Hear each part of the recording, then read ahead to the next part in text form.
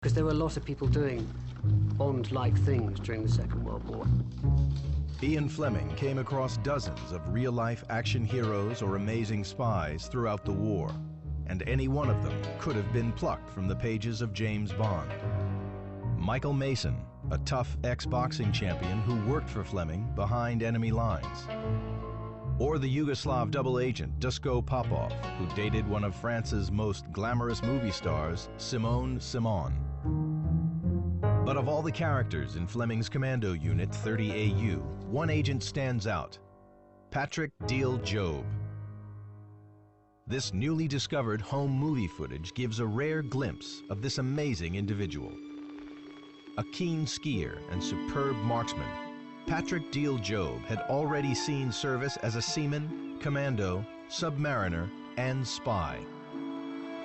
But on top of his extraordinary list of achievements, he was known for his swashbuckling disregard for red tape.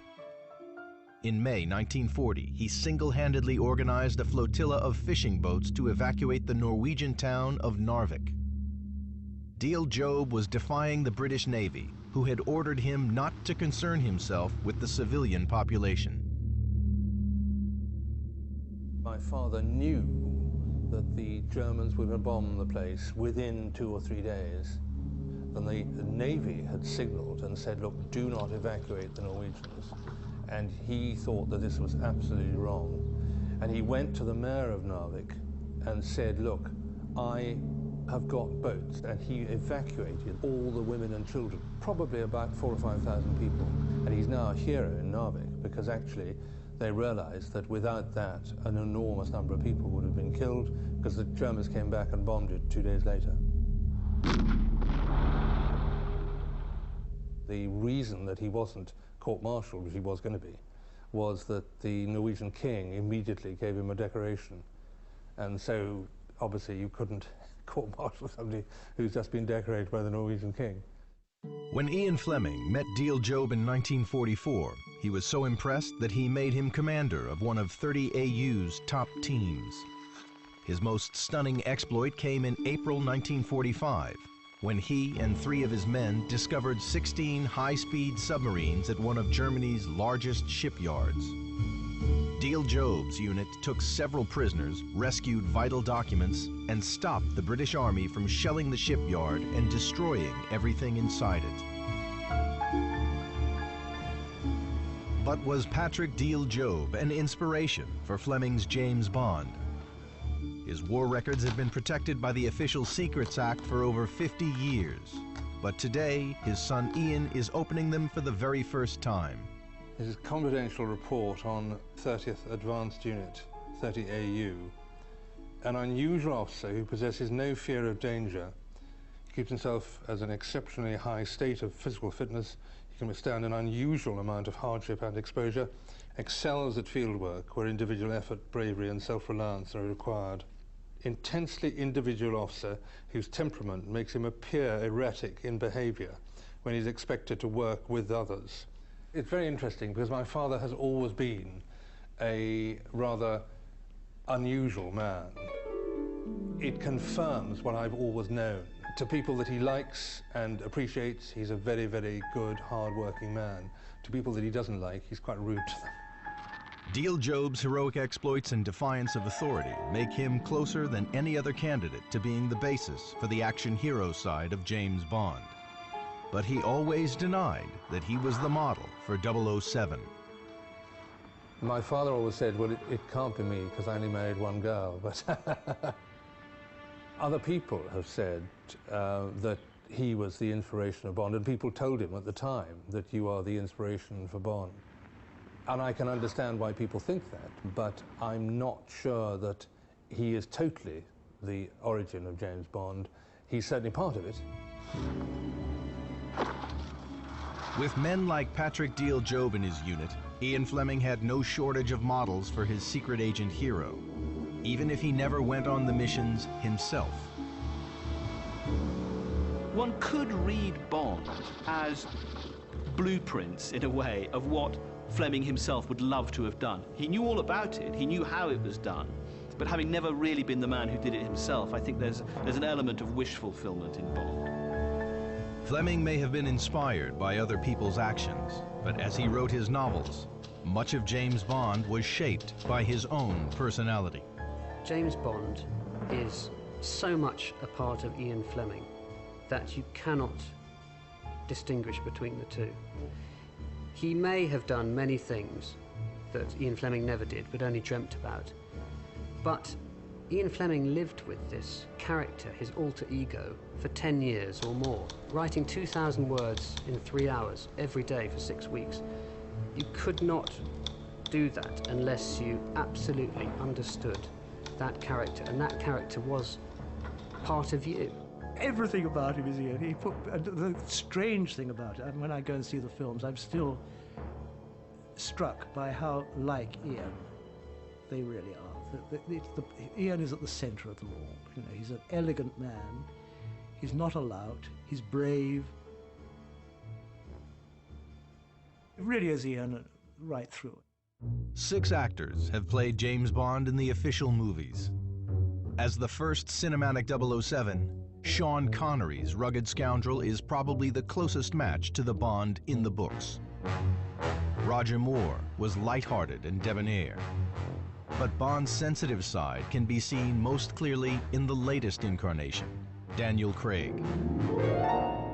I think what's interesting is they're now coming back to Ian's original feelings about Bond, is that he was a human being who got hurt by women, by baddies, and you know, bled. He wasn't just a Superman. He never saw him as a hero, funnily enough. He said that.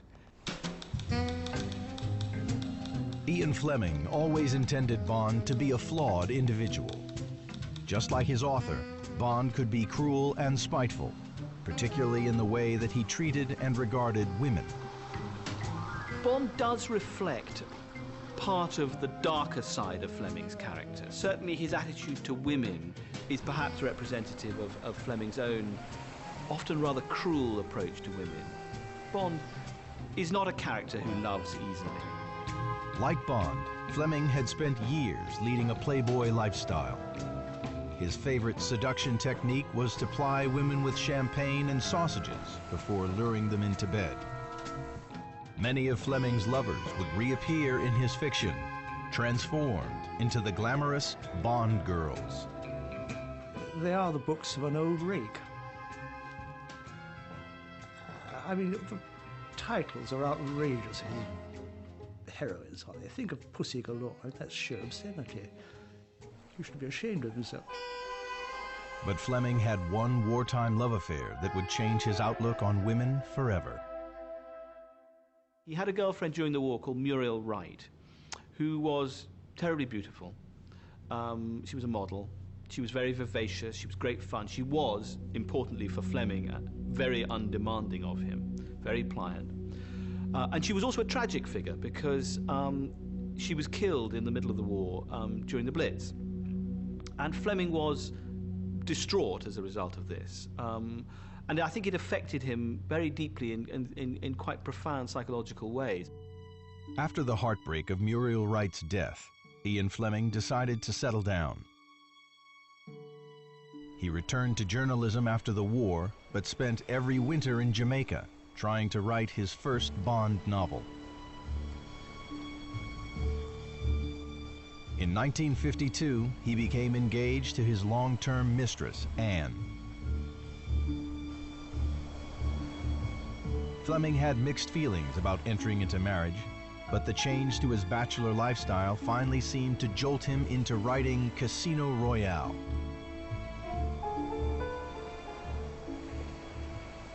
I think there's a lot of factors which came together at that moment as to why Fleming chose that particular point to start writing his book. Yes, he was about to get married, and he had done just about everything else there was to do in Jamaica. He did a bit of this, he did a bit of that, but ultimately he needed something to get his teeth into, something that he'd been promising himself that he was going to do for a long time. But even as the books were hitting the shelves, in private, Fleming hardly spoke about his new writing venture. I worked for him for nearly a year before I knew that he was writing Bond books. They were not being wildly successful at the time. They were very arcane books for a few. Someone told me he wrote these thrillers, and I asked him about it. My dear boy, he said, "Oh, we mustn't talk about that. Really, they're too boring, too boring. Talk about false modesty and hidden genius." Despite his humility, Fleming was fiercely proud of the stories he was creating and researched every detail to ensure maximum accuracy. He traveled to countries that would inspire James Bond stories: America, France, Japan, and of course, the Caribbean. He also loved fine dining, but he didn't share Bond's knowledge of how to mix a drink. The idea of Ian being a sophisticated good liver was nonsense. He really didn't know anything about wine. And he didn't really know how to mix a good martini. I mean, that is true, he didn't. And all the stuff about shaken, not stirred, that's typical Ian. It's a clever journalist saying, what the f do I say? How do you do a martini? Shaken, not stirred. Ah, good phrase. You see, that's Ian. His job as a thriller writer was to thrill the audience, and that meant describing all the taste sensations, the touch sensations, the experience of driving in a fast car with hood down, the experience of eating toast and caviar. All of those things Fleming wanted his audience to experience, and therefore he had to experience it. The books gave people a bit of escapism with the exotic locations of the meals that Ian described in detail and the drinks. The fact was, when Ian wrote these books, Britain was still a hungry nation. It was recovering from the war and the rationing. And so it was a great thing to have food described so wonderfully. While Mademoiselle is enjoying the strawberries, I will have half an avocado pear with a little French dressing. Do you approve? Now, an avocado pear was not in Sainsbury's in 1953. Very few people had probably seen an avocado pear. Many people hadn't even seen a banana. And to have this, and to be a secret agent sitting opposite the most beautiful girl in the world in a fantastic dress, and to be drinking the best champagne, is so seductive. Who wouldn't want to be sitting where James Bond is sitting?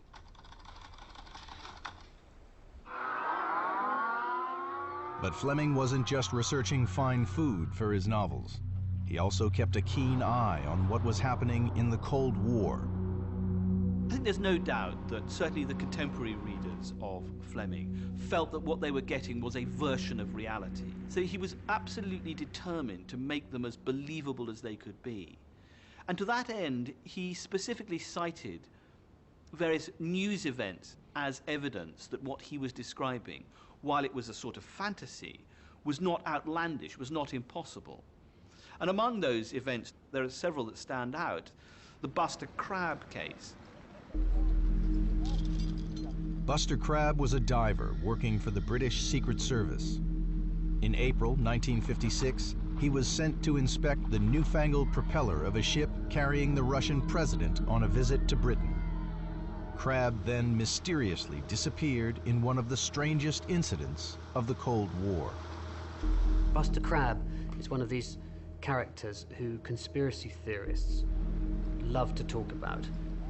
Most people think that he went straight to the bottom or something terrible happened to him, and would continue to think that were it not for the fact that 6 weeks later, Buster Crabbe's headless corpse was washed up on the beach a few miles away. Commander Crabbe's name has jumped into the news since the Soviet cruiser... When Crabbe's body was found, the British press had a field day. What was Commander Crabbe doing when he disappeared? Was he spying on the Soviet cruiser? Crabbe's death was never explained, but Ian Fleming would rewrite the real-life incident for his hero, James Bond. Fleming was well aware of these stories, and in fact used a similar event in Thunderball, where James Bond makes an underwater investigation of the Disco Volante, the villain's boat, and is engaged in a similar underwater battle with a sentry. Anyone reading that in the 1950s would absolutely see that this was very similar to what happened to Buster Crabbe. the Buster Crabbe story.